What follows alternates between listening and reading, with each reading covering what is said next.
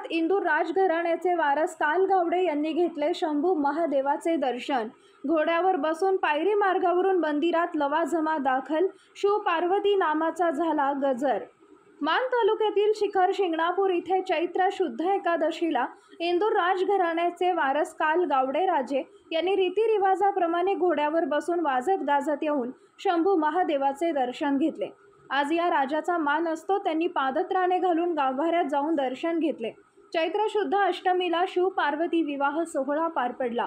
आख्यायिकेनुसार या विवाह सोहळ्याला त्या काळी इंदूरच्या राजाला लग्नाचं निमंत्रण दिलं गेलं नव्हतं, म्हणून एका दिवशी येऊन निमंत्रण दिलं नसल्याने देवाचा निषेध केला होता आणि आत्तापर्यंत चालत आलेल्या परंपरेनुसार कालगावडे राजे हे त्यांचे वंशज घोड्यावरून पायात पादत्राणे घालून थेट मंदिराच्या गाभाऱ्यात जाऊन दर्शन घेऊन भक्तिरूपी निषेध करतात।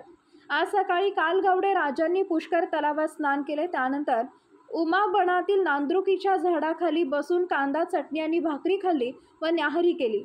इंदूर राजघराण्याचे वारसदार माळेगाव पो राक्षी, तालुका शेवगाव, जिल्हा अहमदनगर गणेश सुखदेव कालगावडे यांनी पादत्राणासह मंदिरात जाऊन शिवलिंगावर बेल, फूल, दवना, विभूती, भस्म वाहिले व मानापानाप्रमाणे दर्शन घेतले।